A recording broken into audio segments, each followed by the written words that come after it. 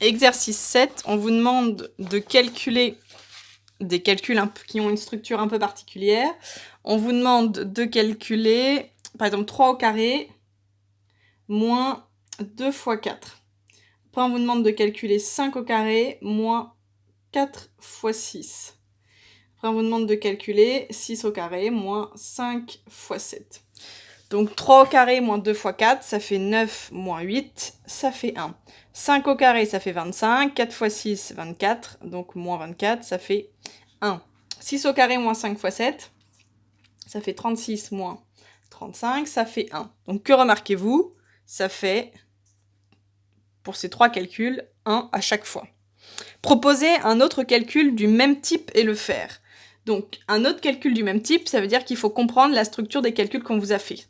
À chaque fois, on vous a pris un nombre au carré et on a enlevé celui d'avant fois celui d'après. Donc, je vais tester avec un autre nombre, par exemple 10 au carré, et je vais enlever celui d'avant 9 fois celui d'après 11. Donc, lui, de tête, je n'ai pas forcément envie de le faire. Donc, 10 au carré moins 9 fois 11. Ça vous fait encore 1 d'après la calculatrice. Donc, on a l'air de, quand on prend un nombre, qu'on le met au carré, on enlève celui d'avant fois celui d'après, ça a l'air de faire tout le temps 1. Et question 3, on vous demande d'essayer de prouver ce résultat, est-ce que c'est tout le temps vrai? Donc, de la même façon qu'on a fait x et que l'entier supérieur c'est x plus 1, et bah du coup, l'entier d'avant c'est x moins 1. Donc, mon 10 au carré, je vais l'appeler du coup x au carré, et je vais enlever celui d'avant fois celui d'après. Et je prends ça pour n'importe quel nombre. Alors, on est parti pour voir si ça simplifie. Ça fait x au carré moins. Ça, c'est la troisième identité remarquable, c'est a plus b fois a moins b. Et du coup, c'est x au carré moins 1 au carré. Et comme la multiplication est prioritaire, ça, on le laisse entre parenthèses.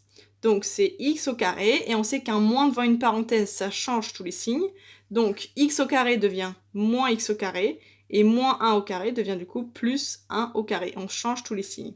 Les x au carré, ils se simplifient entre eux, il ne reste plus que 1 au carré, et 1 au carré, c'est 1. Donc ça veut dire que ça marche tout le temps, vous prenez n'importe quel nombre au carré, vous enlevez celui d'avant fois celui d'après, ça fera toujours 1, quel que soit le nombre que vous avez choisi. Du coup, on va faire ce calcul-là, un nombre au carré moins celui d'avant fois celui d'après. On va le faire à la calculatrice, parce qu'il y a des choses à remarquer à la calculatrice. Alors, je vais prendre un grand nombre. Je vais prendre pour x égale 9, 9, 9, 9, 9, 9, 9, 9, 9. Normalement, ça devrait suffire. Donc, alors, 1, 2, 3, 1, 2, 3, 1, 2, 3. Je le mets au carré. Moins celui d'avant. 1, 2, 3, 1, 2, 3, 1, 2, 8. Fois celui d'après, c'est 1 et avec 9 zéros. 1, 2, 3, 1, 2, 3, 1, 2, 3. Entrée. La calculatrice, elle m'affiche, quand je fais x au carré moins celui d'avant fois celui d'après, j'obtiens 0. C'est très étrange, parce que vous avez fait le calcul, vous avez fait la démonstration, et vous avez trouvé 1. Si on faisait dans la classe avec des grands nombres comme ça sur vos calculatrices, c'est-à-dire que même avec le même calcul, moi j'ai trouvé 0, mais il y en a parmi vous qui auraient pu trouver plein d'autres nombres. Alors, qui a raison entre une calculatrice qui est quand même censée être là pour faire des calculs, et vous qui faites votre raisonnement de maths avec votre identité remarquable? Eh bien, c'est vous qui avez raison. Ça fait 1. C'est-à-dire que la calculatrice se trompe. Pourquoi elle se trompe? On a fait le début de l'informatique cette année, et on a vu que dans les mémoires des calculatrices, c'est pareil que les mémoires des ordinateurs, c'est des cases mémoire. Et du coup, dans ces cases mémoire, on ne peut pas ranger des choses trop grandes dedans. Parce que la case mémoire, c'est un espace délimité. Donc on ne peut pas mettre des trop grands nombres.